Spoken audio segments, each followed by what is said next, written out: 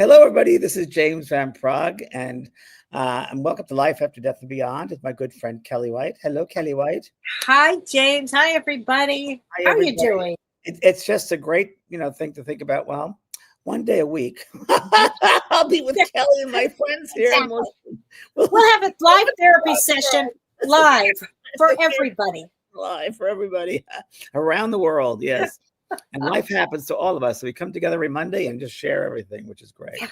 It's a great community. Yeah. It is a great community. So things are changing. You mentioned this. We talked about it 4 months ago. Transformation. As I said, and I really mean this, kicking or screaming, it doesn't really matter. Things are going to change. Yes. Everybody I know in my life. Everybody's just going to say, you've had a lot of change. I've had a lot of change. Everybody I know is going through their deep transformational situations, whatever they may be.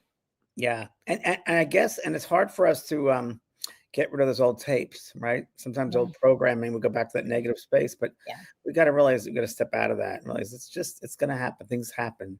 We are who we are. Things will change around us. The conditions. Spirit will often come through and say, the conditions are this way for now, but the conditions will change very soon. You just have to live through these conditions. But just remember, they're just conditions, and you will learn from these.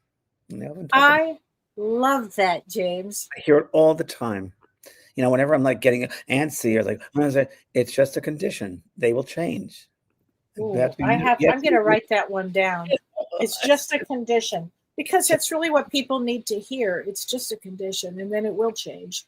And this is how we learn. We come back here to learn our lessons on this earth. As hard as things are, losing someone in our life, and in whatever way it is, whether it's death or whether it's moving to a new place, or illness, divorce.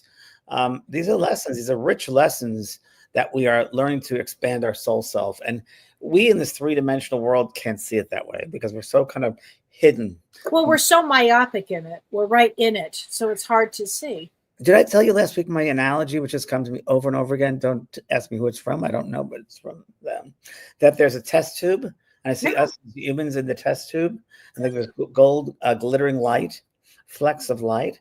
And then at the time of our time to go home, the top of the test tube starts turning and loosening. And then finally, when it's open, we leave and we go into the other sky cosmic of glittering light. Wow. Isn't that cool? Got that test tube. And I say, that test tube. We're in the test tube right now. So we're very limited in our view. We're very limited in our movement. We're very limited in what we can see. We're limited. Wow. I love that. So interesting. Such a great way to view our life. It does make sense. And we test ourselves before we come in. We say, what kind of test are we going to have? I'm watching these, so funny, these AI things now on YouTube and so forth. But that wonderful one about Einstein, I think I sent it to you, the one on Einstein. It was fabulous. Yeah. Fabulous. And it's really great what they're discussing. And it's, it's just such great stuff, Tesla, Einstein. And it's just about life after death. How can we, you can't kill energy. Energy transforms. Right. And the important thing that I said over and over again is you prepare for this life before you come back. You prepare for it. Mm-hmm. And you will go through tests and lessons and situations to learn from. It's not a punishment. These are the things you learn from. So when we go through these hard times, I think we need to ask ourselves, what am I, and you do this a lot, Kellee, what am I learning from this? What is the lesson behind this? What lesson am I learning here? Mm-hmm. A lot of my friends lost their houses, the fires in LA. It's like, what lesson are you learning? Can't hold on to things. They're only things. They're attachments, not who I am. It's everything is temporary. It's not for me. That's just things I lived with. It's very interesting time. Hard, difficult, but maybe lessons are reserved for those in higher levels. Yeah. So we had such a great time last time. I'm talking about the messages, the most common messages from the spirit world, and it was so well received by everybody that Kellee and I thought we'd do another one tonight, part 2, because it was so much fun. The first, and I've done this 40 years, did this 20 years, right? 30 years. Yeah, 20. Between us, we have so many different messages and different types of passings and so forth that we wanted to share more of them. Yeah. Oh, yeah. Yeah. Wow. There's a lot of good ones here. Yeah. So let's see, Kellee. Tell me one good one that comes. Well, I'll tell you one that comes to me every time I do a reading. Somebody from the other side could be a mother, it could be a father, it could be a spouse, a friend.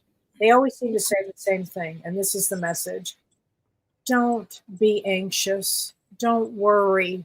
You don't need to be anxious. Stop being anxious. You don't need to worry. I hear that all the time. And then they'll say the following: if I'd only known then that all this worry was such a waste of time for me, don't make that same mistake. I just wrote this down. I didn't know. I didn't know.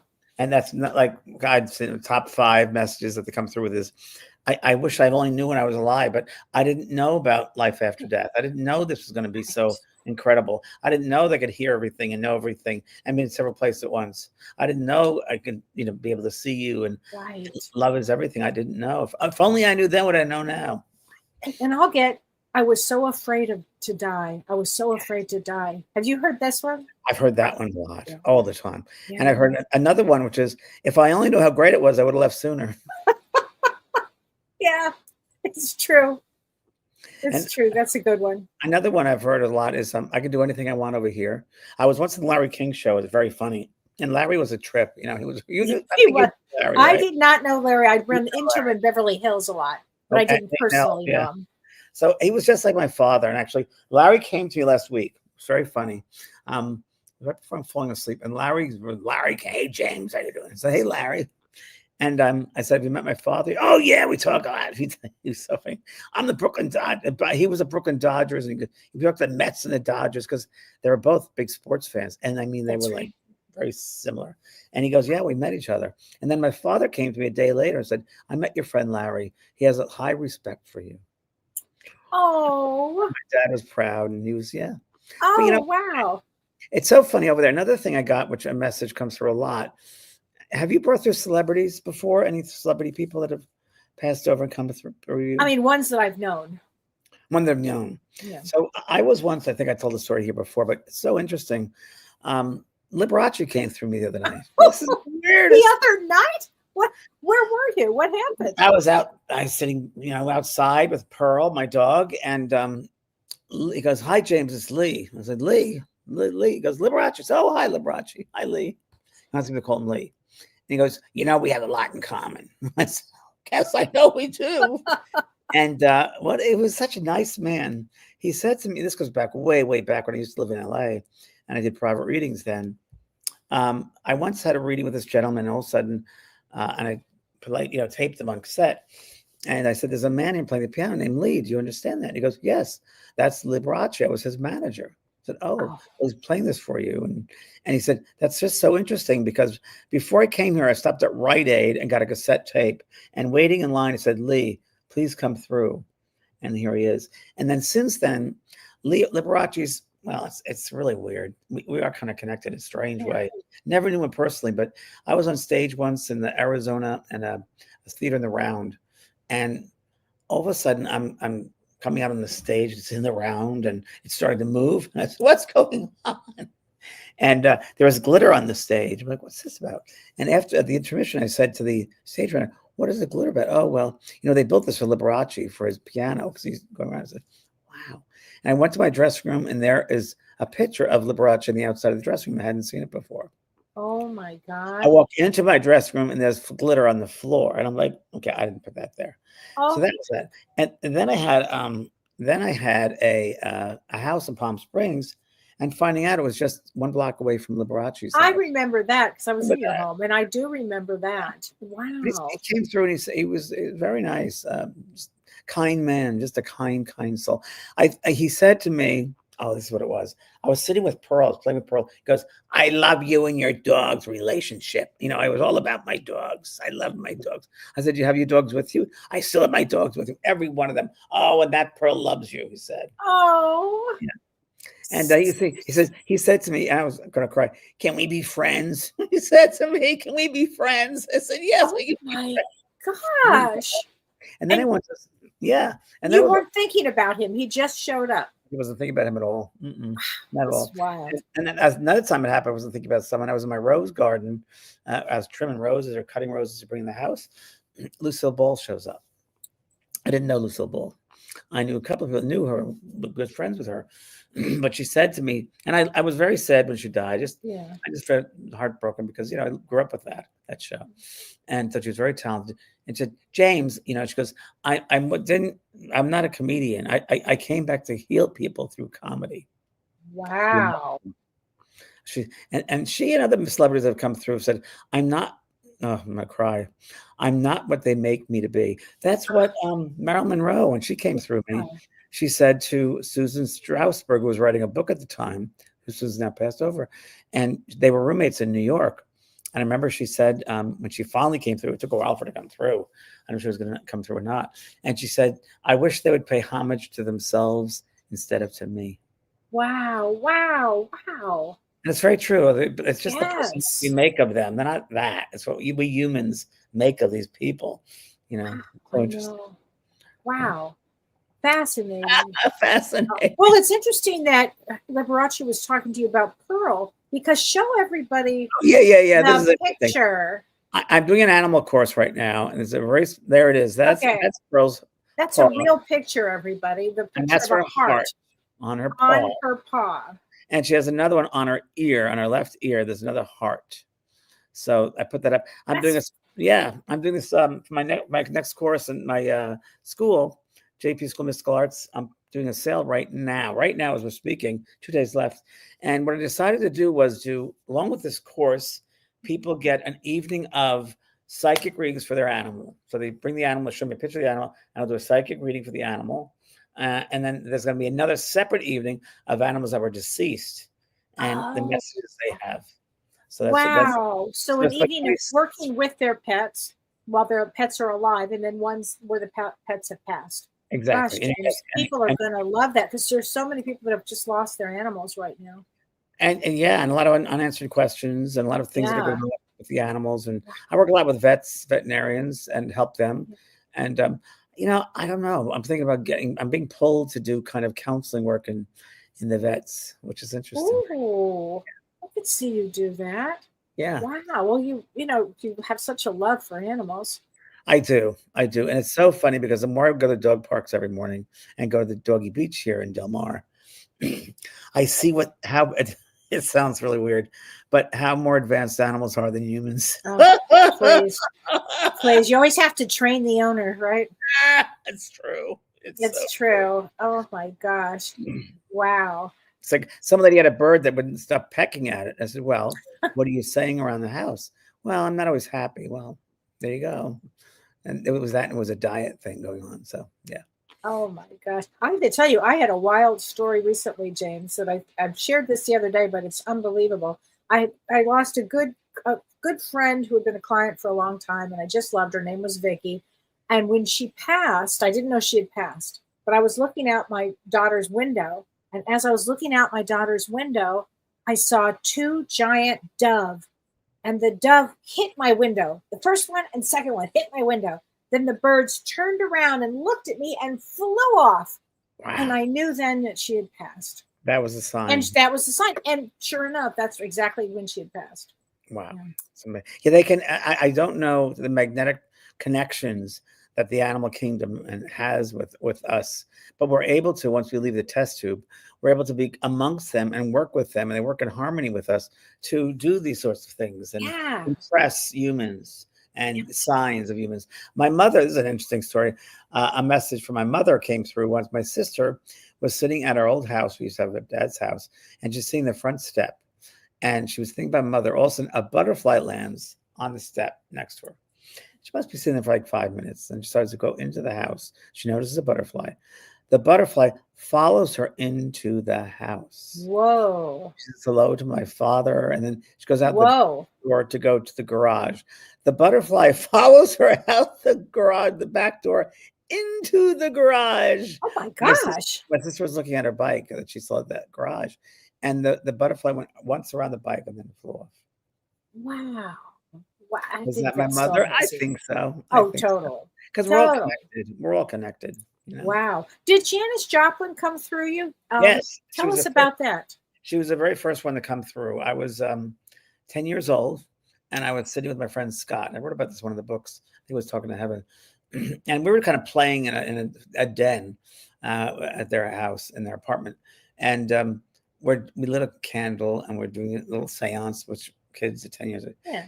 And I think she had just recently passed, like maybe 2 months before, or a month before. Said, "Is the spirit of Janis Joplin here? Is the spirit of Janis Joplin here?" We're holding hands. And all of a sudden the candle went right out. We said, "Give us a sign." And I went, oh my gosh. and I ran so far out of that room, screaming. I bet. Yeah, that was one of the first experiences. Yeah, she came right through. If it was her, I mean, it was the flame went out. Yeah, but yeah, I don't know if you were there. Remember in was it Simi Valley? I did an event. One of those events you were there, Kellee. I was there when it was a famous guitar player. It was. It was so weird. Oh, it was such a good story. It was a boy coming through to his mother and father, and he said, "I'm learning how to play guitar here." And the mother said, he was wanting to play the guitar. So, he has a guy is teaching him about guitar. And next thing you know, the guy comes in to his niece on the other side, and we got to remember his name. Very famous musician. Don, you were there. I know you're listening. Don was there with us. Rock and roll guy, but he was very, very famous, and he lived in that area. And it turned out that his secretary was there. Was it a secretary? His secretary was there in the audience with us. God, what's his? I gotta remember his name. Not Guthrie. Someone like that. Not somebody Buffalo. like that. Someone like that. And I'm sorry, I can't remember. And it was such a weird night because then the guy comes through to his assistant or his secretary or whoever it was, and she goes, "Yes, that's blah blah blah him." Yeah. And he said, "I'm the guide of the boy that you're talking to. Yes. I'm the one that's teaching him guitar." It was so weird. It was unbelievable. Judy, remember, let us know, because a famous guy. Yeah, I don't remember his name. I put it at the university, I remember. And then in line, I was doing a book signing at the end. This is so weird. And a lady comes up to me and she said, "That's amazing about blah, blah, blah." He used to go to the Venice Beach and write music on the beach. He used to stay in his car and write music. I remember his stories on, it was documented, big documentary. I can't remember. He knew the Beatles. Yeah. He was big time. And not Harry. Was it Harry Chapin? Harry Chapin. Maybe. Yeah, it was a big deal. Something like a Harry Chapin. Yeah. But the lady came and signed a book. She said, "That's amazing about, let's say, Harry. That's amazing about him. I was the operator that got the 911 call of his heart attack." Oh my God. All the same night. Wow. Isn't it wild how all that works? Isn't that wild? Yeah. Oh my gosh. So, another message I get a lot, James, from the other side when I'm working with a family is I get a message that will thank the person that's here for going into therapy or getting help for drugs or alcohol or getting help for abuse or whatever it happens to be. The other side will thank their loved ones for doing it. Wow. Yeah, that does happen message a lot. Yeah. Quite a lot. Yeah. I get a lot of messages about suicide. And many times this message from suicide it's so different than the person living expected. And sometimes I'll hear from the spirit saying, "We planned on this before I came back. This was my journey and we all agreed upon it." Or I'll hear, "I needed this for my soul development." And all different types. There's no such thing as hell. This has helped me. I couldn't do it. I wasn't prepared for it. I came back too early. I shouldn't have jumped back in. I hear that a lot too. So yeah. So I have a question about that because somebody asked us actually the question, and they said that their loved one had suicided, and she was so angry at the loved one. She cannot move forward. How does somebody move forward in that situation? Well, number one, realize that perspective, that they're a soul, you're a soul. They come back for lessons. And you see, when I hear that, Kellee, it's almost like I feel like the person still living feels like they should have done, they feel guilty. They should have done something. They could have done something to help. Yeah, that's a big one. And they couldn't have, because everybody has their own. That all the time. Yep. Yeah. And they couldn't have, that was their journey they chose. And you should, they should be thanking themselves for giving that other soul the opportunity for living this life and helping them. And sometimes that was their destiny. Believe it or not, sometimes we pick leaving the body in that way. Suicide is such a negative stigma. Right. But there are all different types of suicides, and sometimes they pick that out before we get back to help our loved ones, to help our soul group, to sacrifice for some reason. There's something more to it, but. And that person's going to realize they're in a better place, and they chose that. That's what they did. But also, there's sometimes you can give all your blood, and it's not going to be enough, no matter what. And and then you have to really look at that. And usually, go get some help for yourself with it, because it's a lot. Yes, and there's I'm very aware of there are certain groups and certain places, and there are certain people that are professional grievers. And that's a bad place to be, professional grievers. We've known some of those folks. Yeah. Now, you don't move. You don't move. We're here to grow and progress each day, even if it's a little bit. But you can't become professional grievers. It's not good for them. Think of the spirit world. If you're completely in sadness and grief and crying and upset all the time, and that's first, it's natural. We have to do that. We have to go through grief. But I'm talking about a way of life. It continues on for a long, long time, 5 years, 10 years, a long time. And you don't move. Think of how it affects a spirit person, how upset it makes them. It's worse than their death. Because everything that you send, what you think, send is 10, 20 times, 30 times stronger received on the spirit side of life. Wow. So when you're crying, you're upset, they get it even stronger. And I've always had the message of, Mom, stop, please don't do that to me. Or, honey, I'm right next to you. Don't think I'm dead. Can't you hear me? I'm with you. I'm with you. Love never dies. I hear that a lot. Yeah. I'm not dead. I'm not dead. I'm alive. Yeah. We had this the other day. Somebody left us a message, James, and they said that their mother was in a lot of pain when she passed, and her fear was that she was going to pass with this kind of pain also. What do you say to somebody about that? It scares her, the pain. Well, number one, that's the mother's experience, not her experience. So making, it's the opposite, projecting something onto something. It's taking on that.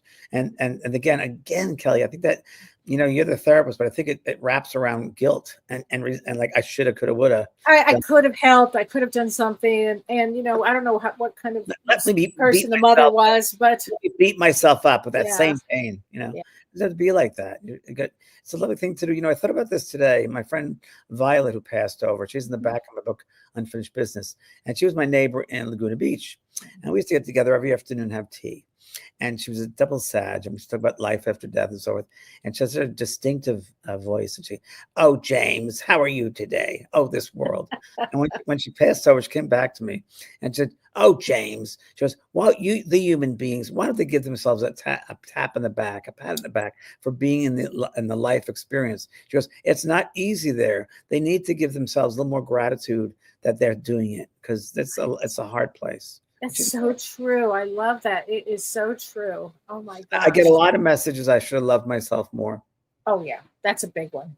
I should have loved myself more. And I was on a book tour with, I want to say, is it Richard? Don't Sweat the Small Stuff. Remember that book?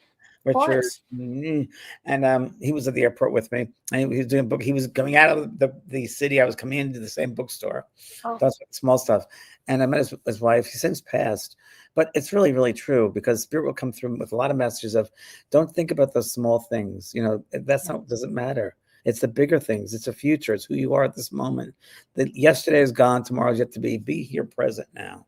Right. So true. And another one came up yesterday. A message comes through all the time, in that, because I'm doing, storage for a friend of mine, a storage room. Furniture and things. Spirit will often say, like, say a mother comes through and says, why do you have my things in boxes? What good are they doing in boxes? People could use those dishes. Why are they sitting there? Use those dishes to help people. People need them. What are they doing in the garage? Get them out. Start using them. It's true. Get rid of my clothes. They're no good in the closet. Take my favorite t-shirt, and that's it. Yeah. Why have all their clothes? I don't need them now. I hear that a lot too. Yeah. Me too. I hear that one. And people often hold on to a shirt or a piece of clothing, which is normal. It's fine. But you got to realize they're so, they're looking at you and holding their things. And they realize, there's an adjustment, but they're right there. They don't need an article of clothes to be manifest. Another thing that people hold on to is anger. When somebody passes, whether they're just angry that the person passed, or that they're angry because a person was killed by a drunk driver, or any things like that. People they will not let, they won't let their life go forward.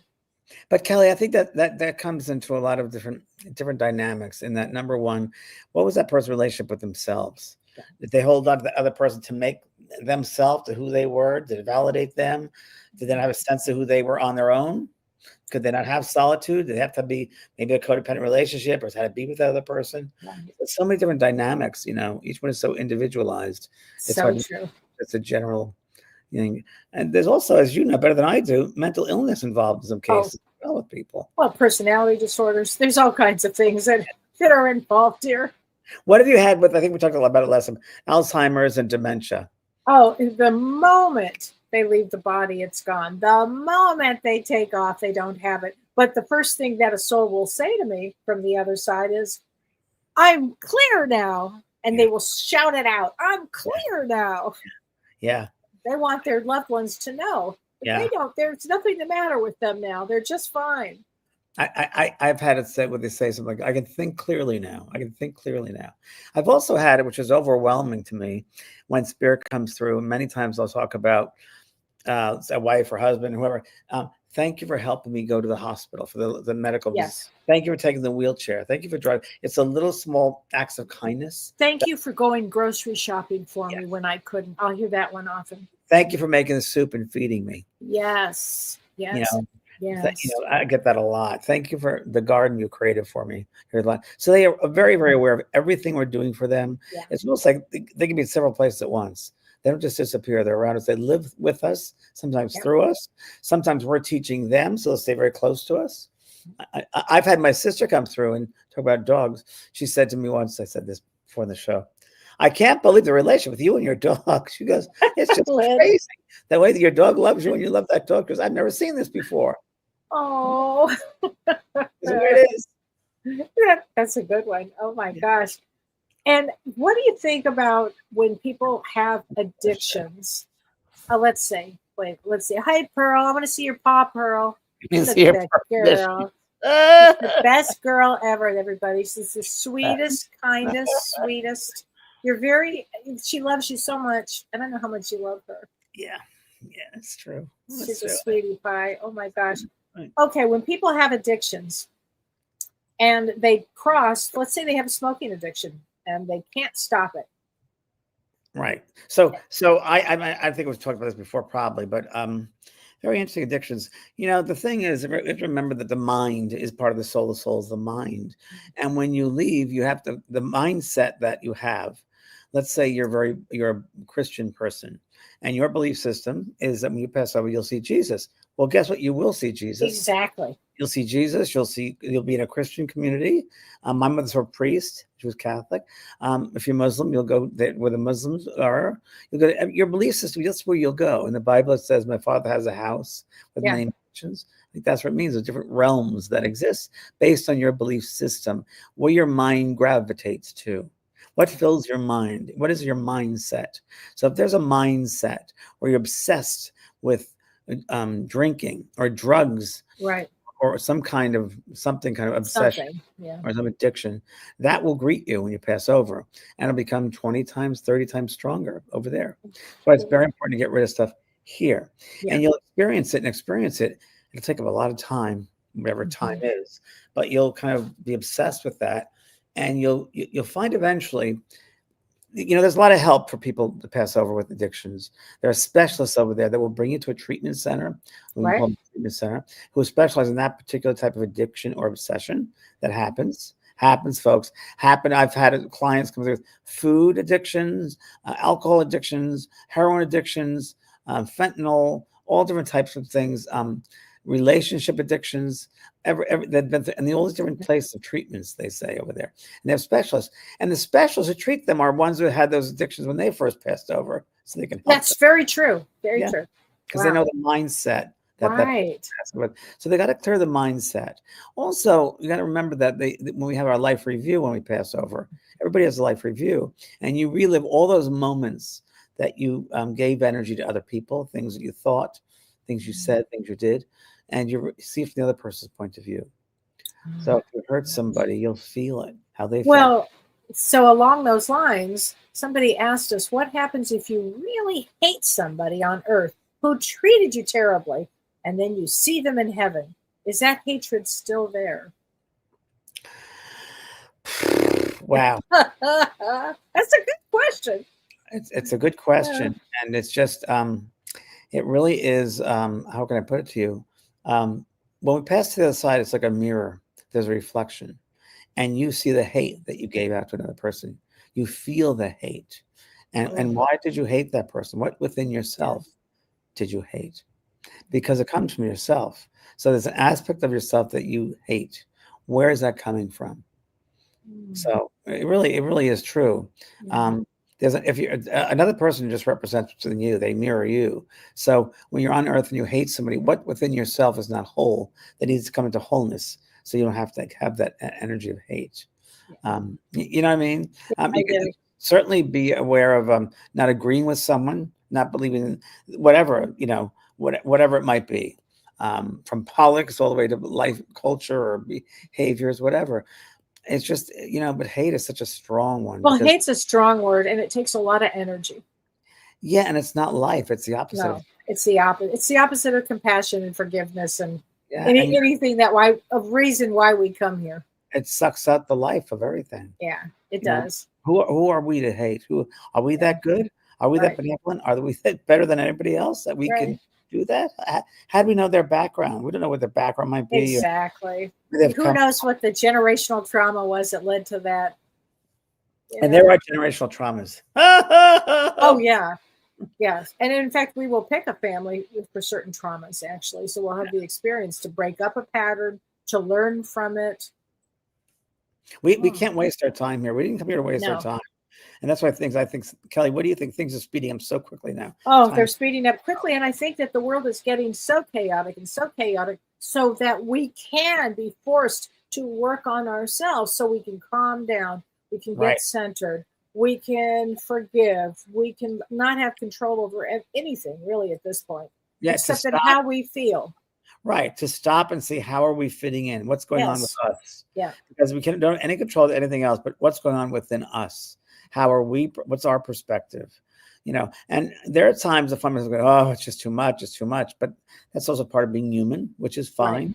But everything in moderation too, things will always work out. But boy, sometimes it's like, as you know, when I call you up, say, Kellee, help. But don't you find, in a sense, James, I find that I'm going slower these days. Like, I think the world has speeded up so much that I just kind of go slow through things. And even though I'm doing a lot of things, it just, I don't know, maybe I view things differently now. I just noticed, it's so funny because I started working at a gym again. And oh my goodness, gyms have changed. I said to this guy, the trainer guy, I said, don't they clean the machines anymore after they're using them? Oh no, they don't. Oh no. So do I have to bring my own wipes to things just have different, And it's so funny because things have changed so much technology wise, which I'm not technical, of course. Everything has changed so much. I talk about it every single day. When you go to a store and someone just staring at you, $3.04. I know. And I'm like, what? I know. And it bothers me because where are the manners? Where's the empathy? Where's the connection? So of course, that's the problem, the connection. Yeah. And I will stop and say, hello, how are you today? Oh, I love your hair or whatever. And lately it's been like, I can't spend the time. I don't want to spend the time. That's just too much. Right. There's so much there. Oh God. Right. Yeah. Impatience. Yeah, it's very true. Oh my gosh. Sherry asked if people who harm millions of people feel that kind of pain and hurt. Yeah, that's like with World War II. Let's say I lost people in World War. You did, family members. Someone say, how could people pick that if they knew that was going to happen? Well, again, the bigger picture is we don't know. We don't know what that bigger picture is. Maybe by that soul, that advanced soul, because I'd say they're pretty advanced beings that would do that. I'm just saying this, I don't know until I pass over, that they're going to sacrifice themselves so humankind can learn something. Someone's calling me here and I'm not sure who they are. So I'm just going to answer my phone. It's not me. So I just think that it's maybe it's a sacrifice that they go through. That is an agreement made to evolve humanness, if you will. Um, so there's no death. There's no death. No, So the millions of people never died, it's but just a lot of lessons to a learn. lot of lessons. And I don't care how fast the pace is or how slow the pace is. We're here to learn lessons. What a great lesson of forgiveness. Oh, yeah, Right? Yeah. yeah. So Evie asked if a family member who passed, can they realize what they've done on Earth? I guess, can they realize what they've done, good or bad? Yeah, of Or didn't course. do, or didn't do. Yeah, Yes. or didn't do. We get those questions. Or we get the other soul will say, I wish I could have done this. I should have done that. I wasted my time. You know. Yeah, all the time. I mean, if they only knew what they knew now, they would have behaved very differently. They'd have chosen love instead of fear. They wouldn't Yeah. have wasted the moments they had, the time they had, being judgmental of other people, Right. being the doormat for other people, letting people take their power away. They Right. wouldn't let themselves do that anymore. How precious life is. I've had that a lot too. Have you had anything with organ donors? I told you that last time. Yeah, That story. that was a another good one. I'll repeat it for everybody. It was a good. Repeat it for one because it. I had another one after that. Yeah, good. And I was in Germany, and I was doing a TV show called The Vera Show, and I was during a break, and of course German to English, and I got to hear the English in my head, and I said, this lady in the audience, I'm just waiting for them to set the lights up. Said, oh, you have a great heart. There's a lady here, and she said, you have my heart, and I said, so I thought it was her mother. It was actually, she had a heart transplant, and it was this lady's heart that she So had. wild. Yeah, I've had experiences too. I remember in LA, I did a reading once, and there was something about someone eating. It was a woman, and she liked to eat Reese's Pieces. And she says, I don't understand why. And she was in her 40s. Reese's Pieces. I don't understand why. Reese's Pieces. And I don't know what organ it was, but it was an organ. I'm not sure which one it was. And it was to do with the digestive system. And it was a little boy. It was a 10-year-old boy who died. And he used to eat Reese's Pieces all the time. The memories of the body parts are fascinating. You know, it's wild. I love that one. What do you think about, Kelly? Have you heard about people that pass over mental illness like narcissism or schizophrenia? What do you hear? Have you heard anything? Schizophrenia is a really important one because that's really a medical condition, and because there's medicine for schizophrenia. So why would a soul take that condition on? A soul would take that condition on because a soul would be teaching others all to be patient, to be kind, to be aware, just to be, have forgiveness.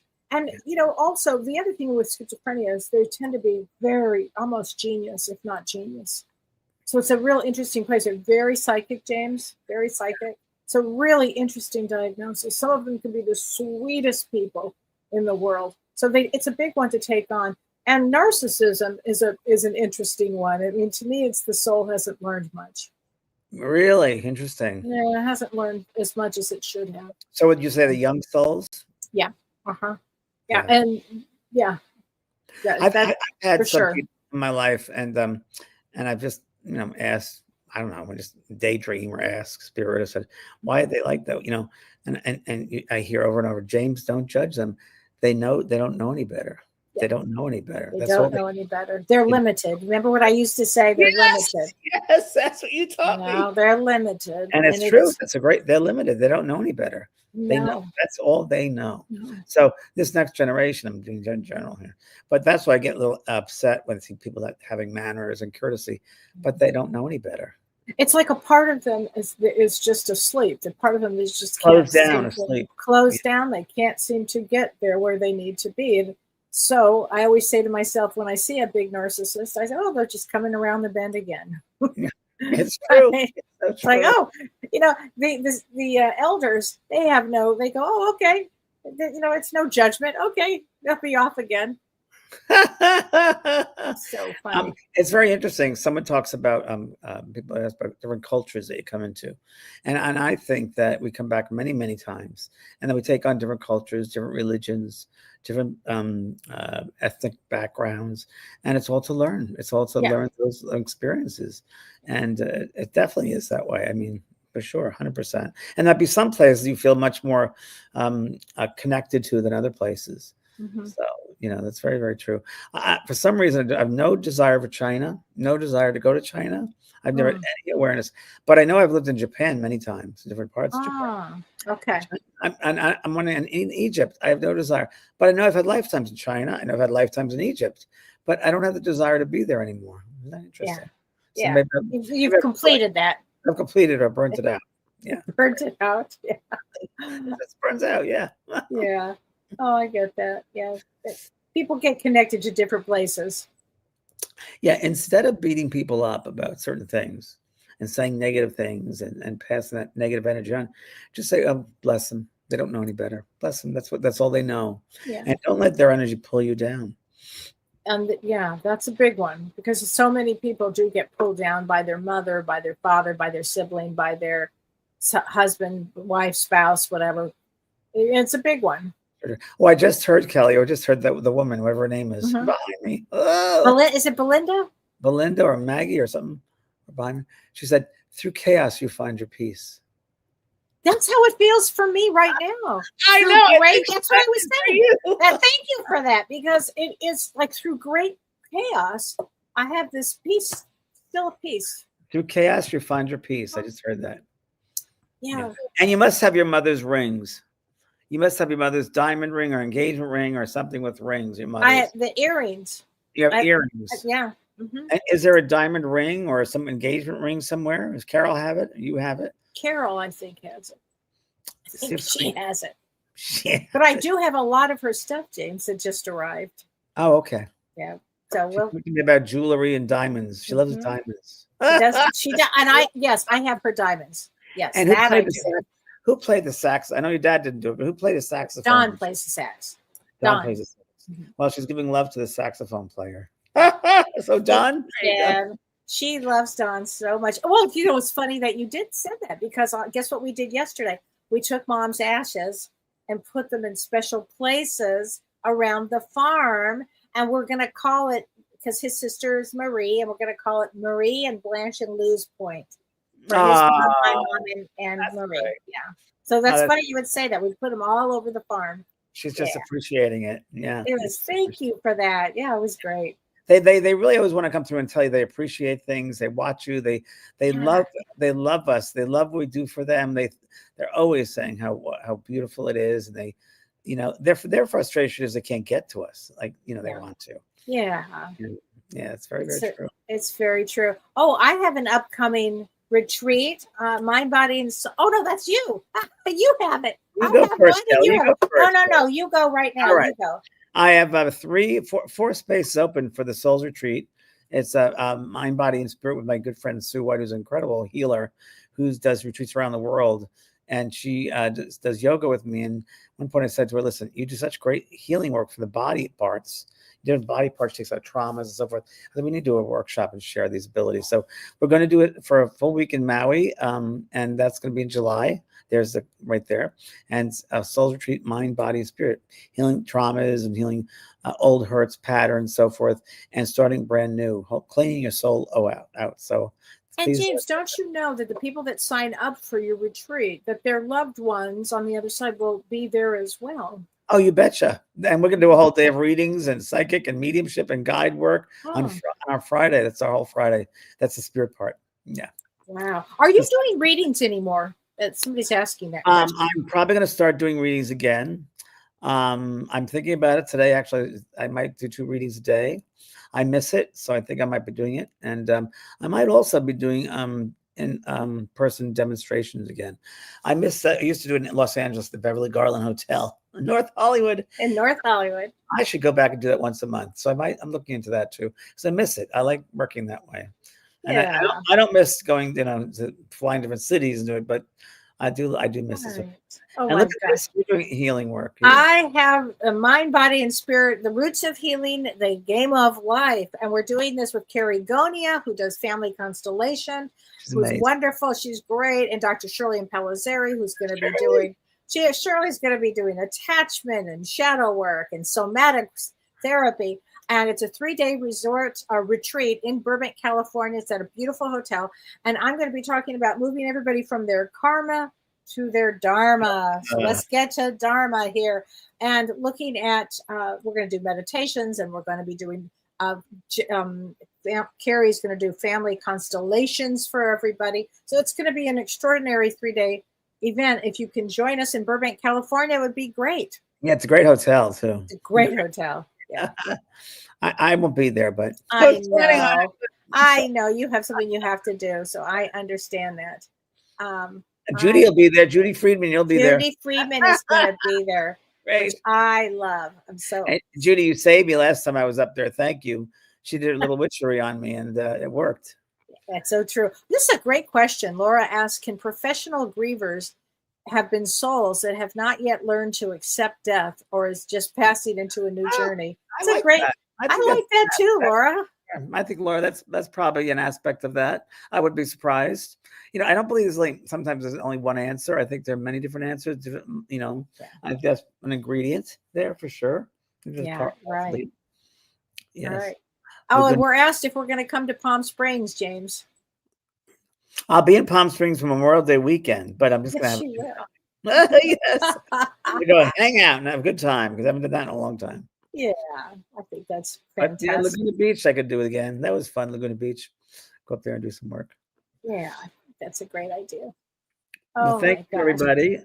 And thank you. Thank you, James. Thank you, everybody. So, God bless you. Yeah, you too. All right, everybody. My animal course. Sign up for the animal course. You'll be. What's the date on your animal course? Well, May 22nd is the latest, so it's like a couple more days to sign up. So tonight or tomorrow. Because those 2 nights of those events are going to be pretty good. Oh, yeah, they're going to be great. Everybody gets something, so it's going to be great. Oh, how fun. Yeah. Wow. Well, thank you. Thanks, everybody. Thanks, everybody. See you next time.